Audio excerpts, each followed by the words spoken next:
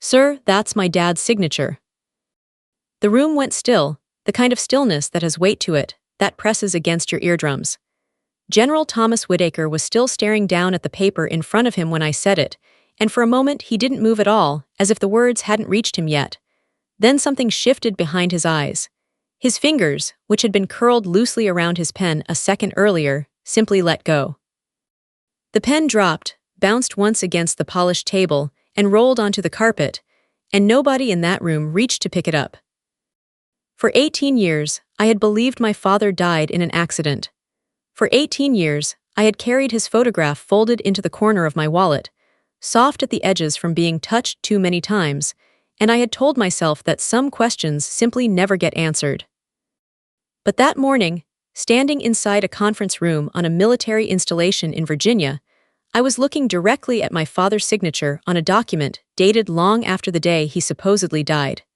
And the four-star general standing across the table from me, a man decorated enough to make colonels nervous, looked like he'd seen something crawl out of the ground. "What's your father's full name?" he asked, and his voice had dropped so low I almost didn't catch it.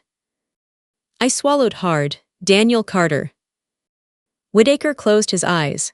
Not dramatically, just a long, slow blink, the kind you do when you're trying to keep your composure and failing. Then he whispered, almost to himself, "I was afraid of this."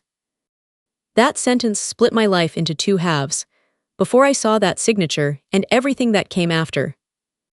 My name is Emily Carter. 18 years earlier, when I was 11 years old, my father died. At least, that's what my mother and I had always been told. I grew up in a small town in Virginia, the kind of place where people know your last name before they ever learn your first. My father had spent most of his adult life in the army. He was disciplined without ever being cold, serious when the moment called for it, and unexpectedly, wonderfully funny at home. He could spend an hour polishing his boots to a mirror shine, then walk into the kitchen and dance so badly, so deliberately badly, that my mother would have to sit down from laughing. I remember those small things far more vividly than I remember his funeral. I remember the shape of his hands, the exact scent of his aftershave. I remember him crouching down to my height once, dead serious, telling me, "Never sign something you don't understand." I had no idea, at 7 or 8, how much weight those words would eventually carry. The night he died, my mother got a phone call a little after midnight. I woke up because I heard her crying, that particular sound of someone trying desperately not to make noise, one hand pressed hard against her mouth while she sat alone at the kitchen table in the dark. A man in uniform came to our door before the sun was even up. He spoke gently. He told my mother there had been a vehicle accident on my father's way back from an assignment, and that he hadn't survived it. There were the official words that always come with these visits, the forms, the practiced condolences, and finally a flag folded into a tight, perfect triangle and pressed into my mother's hands. And then came 18 years of silence. My mother never gave me details. Whenever I worked up the courage to ask, she would simply say, "Your father loved you, and he didn't get to come home," and something in her voice made it clear the conversation was over. So eventually, I stopped asking. I joined the army partly because of him. I wanted to understand the world he'd belonged to walk through the same doors he'd walked through, to become someone he would have been proud to call his daughter. For years, I genuinely believed I had made peace with losing him. Then General Whitaker came to my unit for a scheduled visit, and everything I thought I understood about my father's death came apart in the space of about 10 seconds. The visit had been on the calendar for weeks. The conference room had been arranged exactly the way these things always are, chairs squared to the table, folders stacked in order, everyone briefed on where to stand and when to speak. I was positioned along the side wall, taking notes, mostly invisible the way junior officers are supposed to be in rooms like that. Whitaker walked in with his staff trailing behind him and began working through the paperwork an aide had prepared. He read the first page, then the second. Then he reached for a folder near the bottom of the stack, opened it, and picked up his pen. I wasn't supposed to be looking over anyone's shoulder, but the page shifted slightly under the light, and I caught a glimpse of a signature at the bottom, and I knew it instantly, the way you know a voice on the phone before the person even says their name. There are things that fade after 18 years. The exact sound of someone's laugh. the precise color of their eyes in a certain light, the small habits they had before breakfast. But handwriting has a way of burning itself into memory, especially when you spent your childhood watching that same hand-signed birthday cards, permission slips, notes to teachers explaining why you'd missed a day of school. My father's signature was right there, Daniel Carter. My stomach folded in on itself. I looked again, certain I was imagining it. I wasn't. The same slant on the D, the same sharp, decisive stroke finishing the R, the same thin underline he always drew beneath his own name, a habit he'd probably picked up decades earlier and never noticed he still had. I stepped forward before I could talk myself out of it. "Sir." Whitaker looked up. I pointed at the page. "That's my dad's signature." His expression changed immediately, all the practiced calm draining out of it at once. "What did you say?" "My dad," my voice came out steadier than I felt. "Daniel Carter, that's his signature." He looked down at the document again, then back up at me, and the color had gone out of his face entirely. The pen slipped from his fingers, hit the table, and rolled onto the floor. Whitaker cleared the room with a single sentence. "Everyone out." People obeyed instantly, and within seconds the door clicked shut. It was just the two of us. He remained standing, staring down at the paper as though it might change if he looked at it long enough. Finally he asked, "How old are you?" 29. "And your father died when?" 18 years ago. He nodded slowly, like a man confirming something he already suspected. "Where is your mother now?" "Virginia." "Why?" He stopped himself mid-sentence and didn't finish it. Instead he lowered himself into a chair and rubbed his forehead with two fingers. Then he looked directly at me. "I knew your father." Something tightened in my chest. "How well?" "Well enough to know he was one of the most honorable men I ever served alongside." I wanted to ask a dozen questions all at once. Why was his signature on that page? Why had Whitaker recognized the name Daniel Carter so instantly? Why had no one ever told me the two of them had known each other? And more than anything, why did a four-star general look like a man who'd just seen a ghost sit down across from him? I pulled out the chair opposite his. "Sir, what aren't you telling me?" He was quiet for a long time. Then he said something that made the whole room feel suddenly much smaller. "Your father wasn't supposed to die that night." I couldn't get a breath in. "What does that mean?"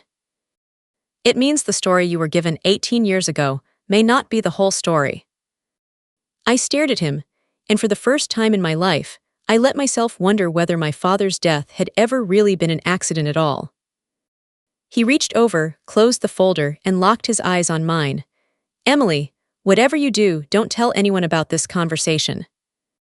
I stood there frozen in place, because after 18 years of believing I had simply lost my father, I had just learned that someone might have stolen the truth from us as well. I didn't leave Whitaker's office that day with answers.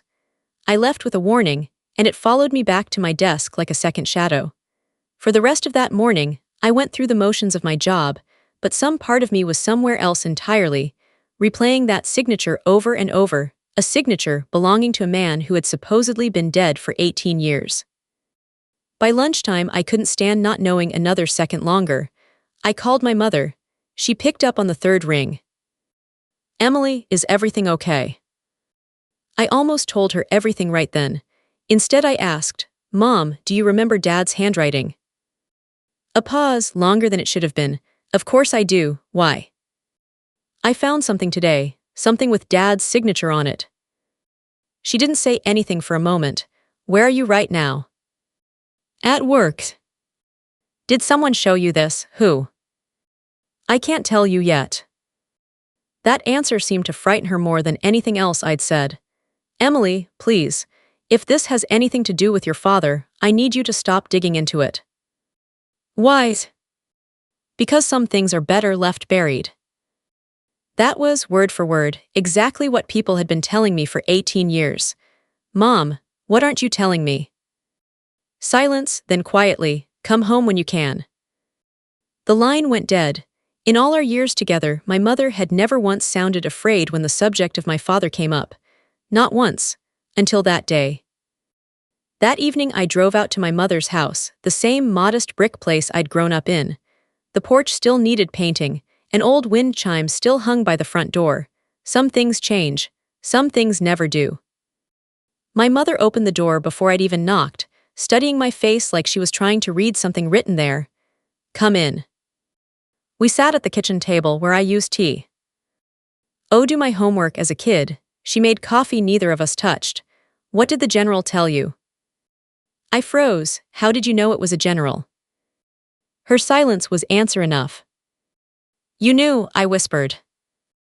"I knew someone might come looking eventually." "Looking for what?" "The truth." My heart pounded in my throat. She got up, walked to a cabinet I'd never once seen her open, and pulled out a small wooden box. She set it on the table between us.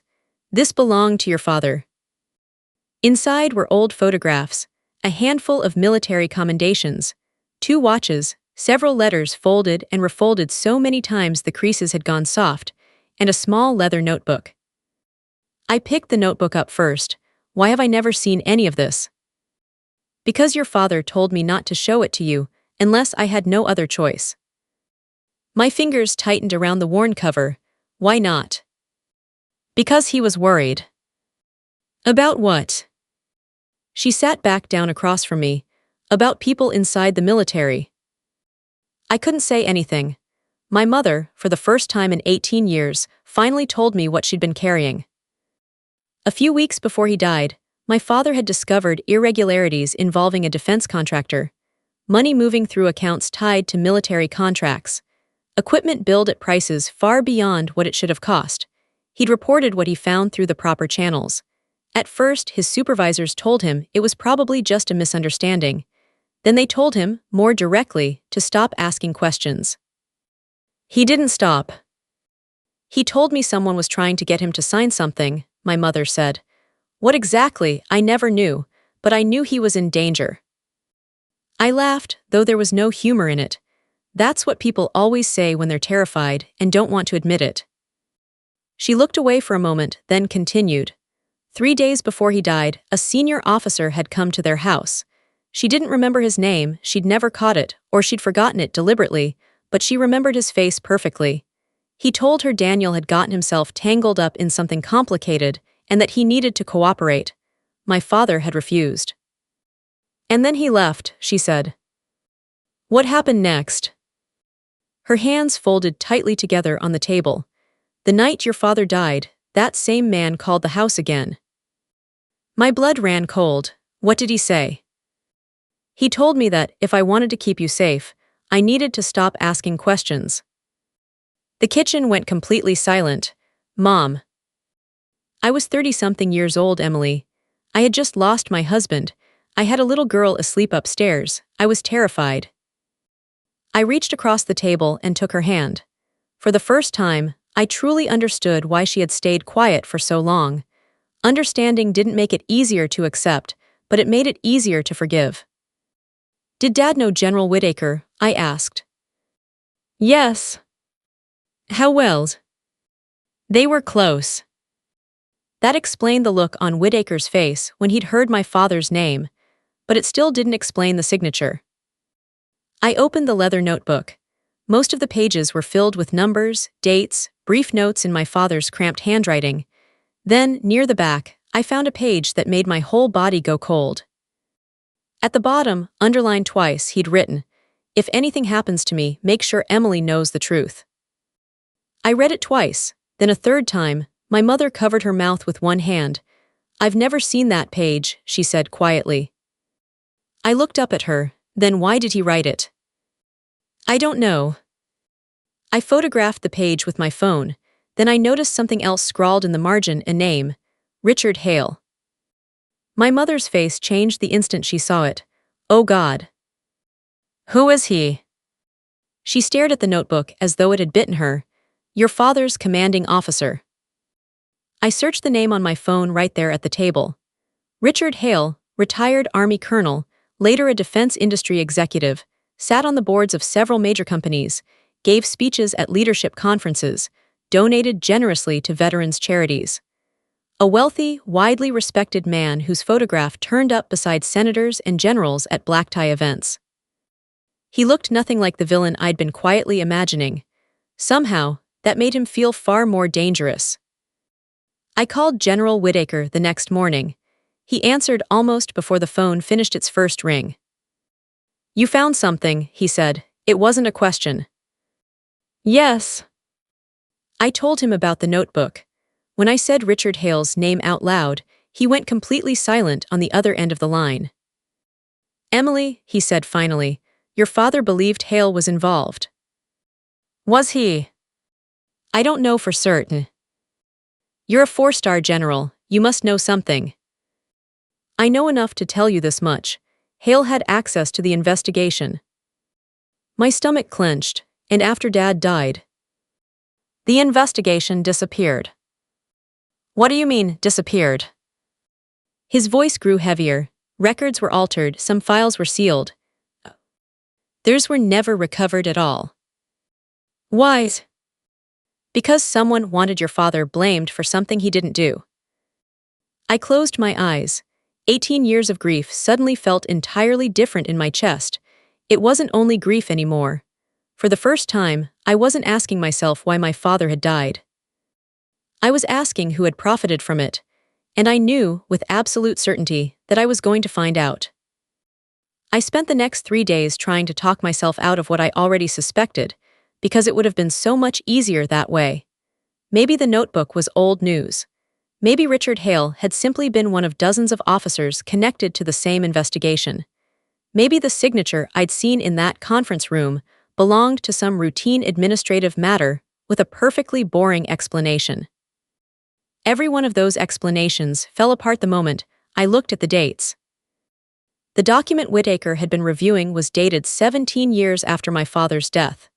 That meant someone had used his signature long after he was gone.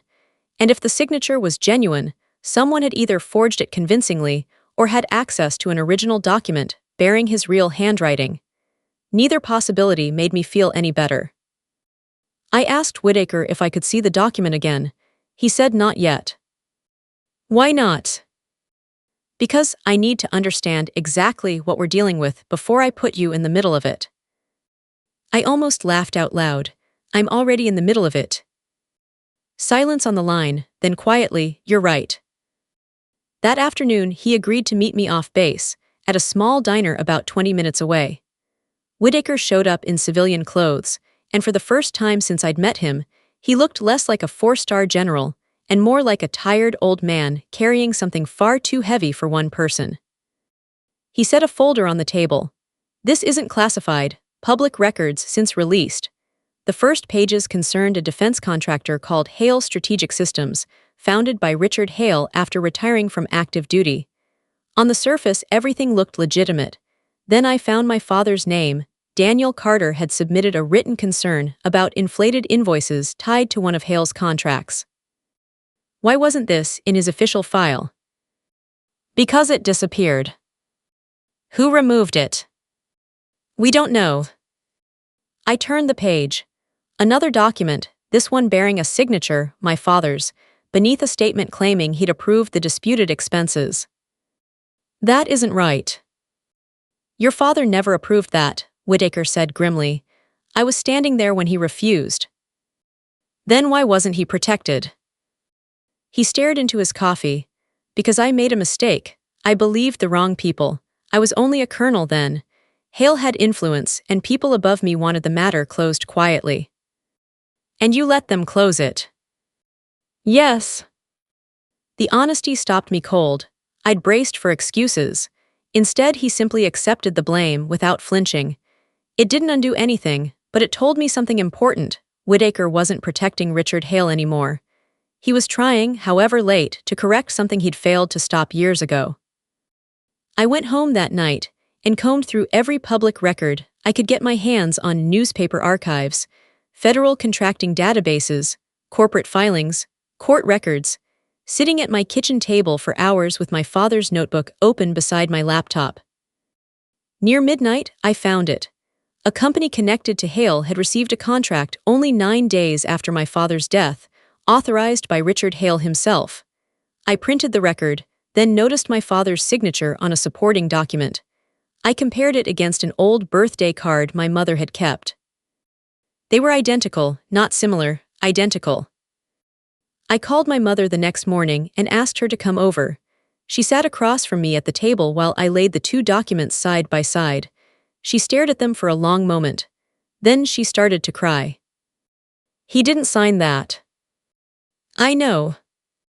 "No, Emily, I mean he couldn't have." "Why not?" She pointed to the date at the top of the page. "Look." I looked. The document bearing my father's signature was dated several days after his own funeral. My stomach turned over. My mother whispered, "Someone used his name after he was already buried." Neither of us spoke for a long moment. Then she said something I wasn't expecting. "Your father kept a second notebook." "Where?" "I don't know."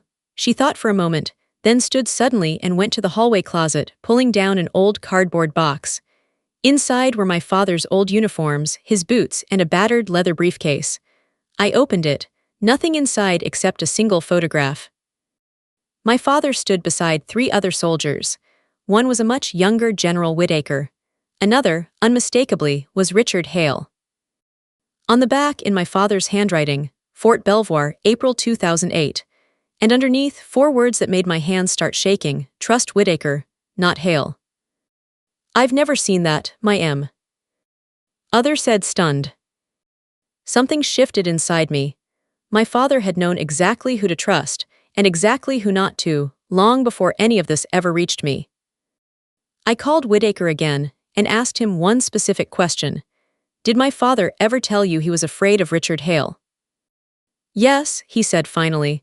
"The last time I saw him, he told me, if anything happens to me, Hale will say I betrayed the army." Because Hale had already begun building the story that your father had mishandled government funds. I felt sick. They were setting him up. Yes, I suspected it at the time. I tried to investigate. My investigation was shut down. I closed my eyes. For 18 years my father had carried a false shadow over his name, and someone had profited from it. I wanted to walk straight into Richard Hale's office and drop every document onto his desk. But Whittaker stopped me. "Don't do that. If Hale realizes exactly how much you know, he'll destroy whatever evidence is left." "Then what should I do?" "Build the case." So that's exactly what I did. I stopped thinking about revenge as one dramatic moment and started thinking about justice as something built brick by brick until it couldn't be knocked down. I organized every file, every date, every discrepancy. Then late one evening my phone rang. Blocked number. Emily Carter, a man's voice unfamiliar. "Yes." "You've been asking questions about your father." A pause. "Your father asked too many questions too." The line went dead. I stared at the phone for a long time. For the first time, I understood something genuinely frightening. Someone was watching me, and whoever it was knew exactly what I was looking for. For several seconds after the call ended, I didn't move. The house had gone too quiet, the kind of quiet that presses in on you. The refrigerator hummed behind me. A car passed somewhere down the street. The clock above the sink ticked once, then again. I looked at my father's notebook, then at the stack of documents spread across the table. Someone had been watching me. That meant the past wasn't buried at all. It was protecting itself. I called Whittaker immediately. He picked up on the second ring. "They contacted you," he said. It wasn't a question, and I didn't bother asking how he already knew. "Yes." "What did they say?" I repeated the words exactly. He went quiet on the line, then said, "Emily, listen to me carefully. Do not confront Hale. Do not threaten anyone, and do not remove anything from your father's records." I wasn't planning to. "Good. You sound worried." "I am." I sat down slowly. "What happens now?" "We build a chain of evidence they can't break." The next morning I began documenting everything with a discipline that would have made my father proud. Every photograph, every date, every old record, every discrepancy between the official story and what he'd actually written down. I made digital copies and stored them securely in 3 separate places. I kept the originals untouched, exactly as he taught me. Paperwork mattered. I finally understood why. 2 days later, something appeared in my personnel file. An old disciplinary report, claiming I'd violated procedure during a training exercise years earlier. I hadn't. My commanding officer called me into his office. "Emily, do you know anything about this?" I read the report carefully. "No, sir." He studied my face for a long moment. "Someone submitted this only this morning." "Who?" "We're finding out." I felt the anger rising in my chest, hot and sudden. This wasn't only about my father anymore. Now they were coming after me directly. I looked at the report again and found a signature at the bottom. Richard Hale. I almost laughed. It was so obvious it was almost insulting. Too obvious. And that's when it hit me, someone wanted me angry. They wanted me to react without thinking. They wanted me to make a mistake they could use against me. I handed the report back to my commander. "Sir, I'd like this formally investigated." He nodded slowly. "That's exactly the right answer." I left his office feeling strangely calm. For the first time, I truly understood what Whitaker had been trying to teach me. Revenge made you emotional and reckless. Evidence made you dangerous in a way that couldn't be undone with a phone call. That evening, I drove to my mother's house and showed her the fabricated report. She went pale. "Emily, you need to stop this." "No, I understand exactly what they've already done." She looked at me for a long moment. "They took your father's name, they took 18 years from us." Her eyes filled with tears. I was afraid. I thought if I just stayed quiet, they'd leave us alone. "They should have, but they didn't." She got up and reached into a kitchen drawer, pulling out a small, worn envelope. "I found this years ago and never showed anyone." Inside was a letter addressed to General Whitaker in my father's handwriting. "Thomas, if you're reading this, then I was right to be worried." He discovered a pattern across several military contracts, payments approved through companies that appeared unrelated but were secretly connected, and traced it directly to Richard Hale. More seriously, he believed someone inside the system was helping Hale alter official records. At the bottom, "I don't know who I can trust anymore. Why didn't you ever give this to Whitaker?" I was scared. I photographed every page and called Whitaker immediately. We met at his office the next morning. He read it in silence, then sat back heavily. "I remember this. Your father told me once he'd written something for me. He never actually gave it to me." I pointed to the final line. "If I disappear, don't look where they tell you to look. Look at who benefits." Whitaker closed his eyes. "Your father was smarter than every one of us." "Who benefited?" He didn't answer. He didn't need to. I already knew. But knowing wasn't proof, and we still needed proof. Whitaker arranged for the documents to move through proper investigative channels. Within days, people who had ignored my father's case 18 years earlier were suddenly asking very pointed questions. Then Richard Hale called me directly. I answered before I could talk myself out of it. "Emily," his voice was calm, almost fatherly. "I hear you've been looking into some of Daniel's old records. I'd advise you to stop." "I've been advised of a lot of things lately." He gave a small, dry laugh. "You sound just like your father." That sentence sent a chill straight through me. "You knew him well." "Better than you'd think. Your father was a good man who got caught up in something he didn't fully understand." "That isn't what the records say." "The records say a great many things." His voice cooled. "I'd be careful with accusations. I'm warning you, not threatening you." I looked over at my father's photograph on the wall. "You warned my mother 18 years ago." Silence, longer this time. Then quietly, almost to himself, "Your mother should have kept her mouth shut." The line went dead. I sat there staring at my phone for a long time. For 18 years, I had wondered whether my father died because of nothing more than bad luck. Now I knew better. Someone had been afraid of what he knew, and now that same person was afraid of me. But Hale had made one critical mistake. He'd admitted just enough. I wrote down every word of the conversation immediately, including the approximate time, while it was still fresh in my memory. Then I sent the full record to Whitaker. No confrontation, no threats, no reckless attempt at revenge, just evidence carefully preserved. That night I set my father's photograph beside my desk lamp. "I've got you, Dad," I whispered. For the first time, I wasn't searching for the man who had caused our family so much pain. I was building a case strong enough to survive him. And somewhere in a quiet, well-appointed office, Richard Hale still believed that 18 years of silence would go on protecting him forever. He was wrong. The truth had finally found a voice, and this time it wasn't going anywhere. The investigation moved quietly after that. There were no television cameras camped outside my house, no dramatic arrests. For a while it seemed like nothing was happening at all, but behind the scenes, everything was moving. An investigator asked me the same handful of questions more than once, in slightly different ways each time, and I answered every one carefully and honestly, never filling gaps with assumptions I couldn't prove. I'd learned, over those long weeks, something my father had understood decades earlier: the truth doesn't need a dramatic story. It only needs evidence. Then, one Friday morning, my commander called me into his office. "Close the door, Emily. You've been cleared. The disciplinary complaint was fabricated." He slid a document across the desk. The person who submitted it couldn't produce anything to support the allegations. I looked at the signature at the bottom. Richard Hale.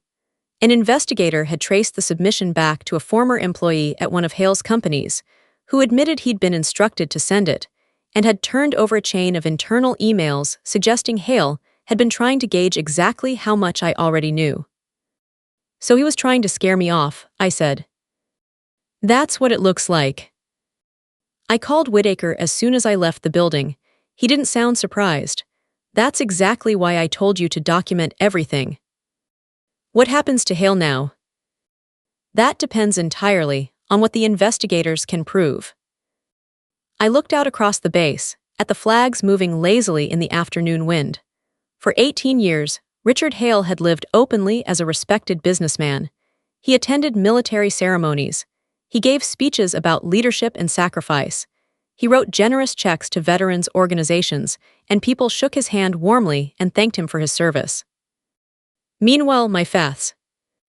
Had been remembered by almost everyone who'd ever heard his name as simply a man who died in an accident.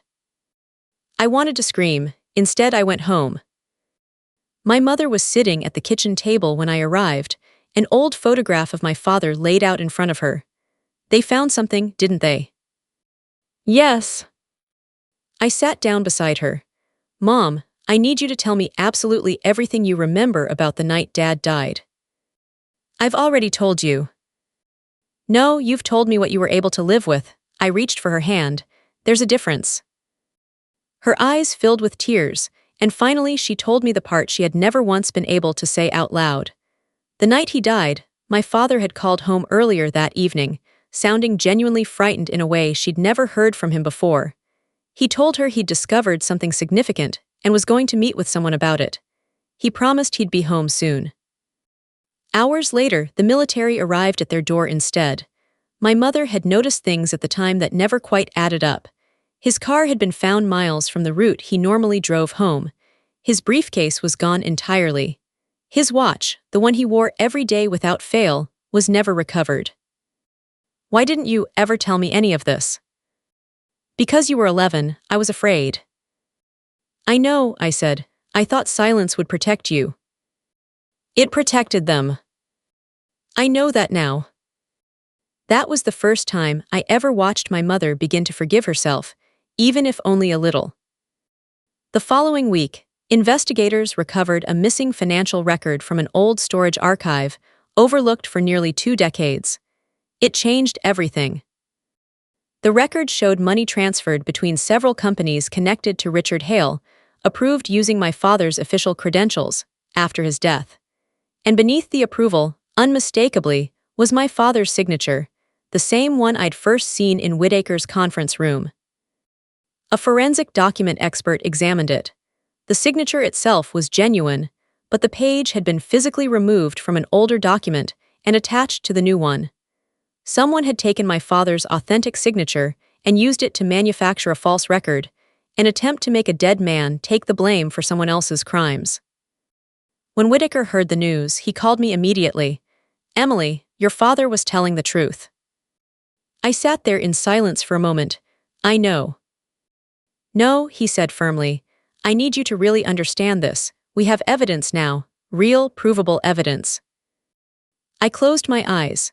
For 18 years, I had wanted to hear exactly those words. But now that they'd finally come, I didn't feel triumphant at all. I felt heartbroken. Because being right meant my father had been genuinely, deliberately wronged. It meant my mother had spent 18 years carrying a fear that never should have belonged to her. And it meant I had grown up believing my father died as a tragic accident victim, when in reality, he'd spent his final days quietly trying to protect people he barely even knew.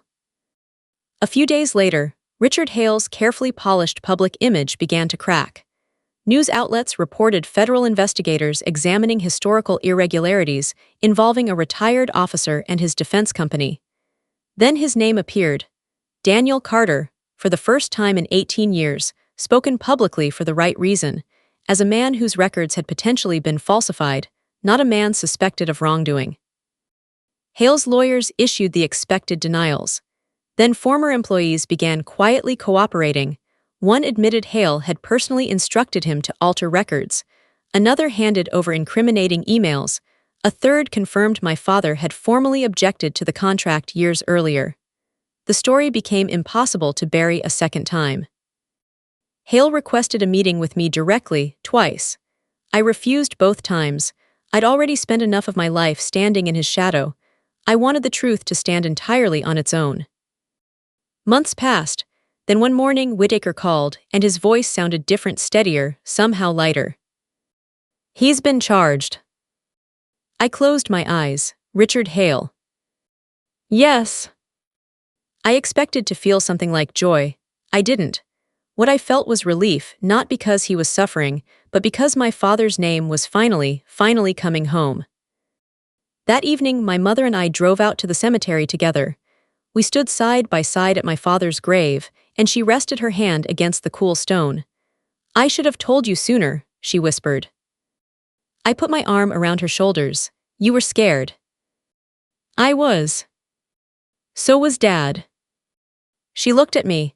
"Do you think he knew back then that it would come to this?" "I think he knew something was deeply wrong." "And do you think he'd be proud of you?" I looked down at his name carved into the stone. For the first time in 18 years, I actually smiled. "I hope so." A few days later, Whitaker sent me one final message. We found something else. It was a letter, my father's letter, the one that had somehow never reached him all those years ago. And when I read the very first sentence, I understood that the greatest secret of all had never really been about money, or corruption, or Richard Hale. It was about what my father had wanted me to know, if he never made it home.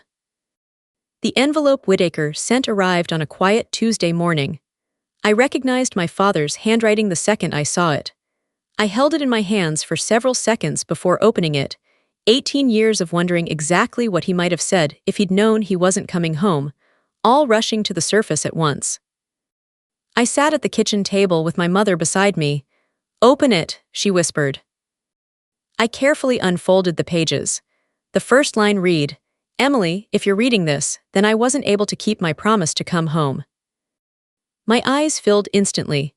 I had imagined this moment so many times over the years, always expecting anger or fear or some kind of desperate warning. Instead, he wrote about me. About the afternoon, I finally learned to ride a bicycle without training wheels, and the time I burned an entire batch of cookies so badly the smoke alarm went off twice. Then he wrote something that stopped me completely. "I want you to remember that being brave doesn't mean you aren't afraid. It means you decide what kind of person you're going to be while you're afraid. Your mother may tell you I was a good soldier. Both are true. But the thing I'm most proud of is being your father."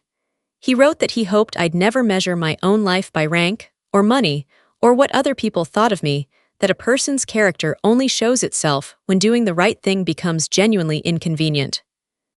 Then came the part that finally broke me. "If someone ever tells you I betrayed my country, don't believe it simply because they're wearing a uniform, or holding a title, or carrying a powerful name. Ask for the truth. And if you can't find it right away, don't let anger become the thing that guides you instead. My father had somehow anticipated the exact life I was now living.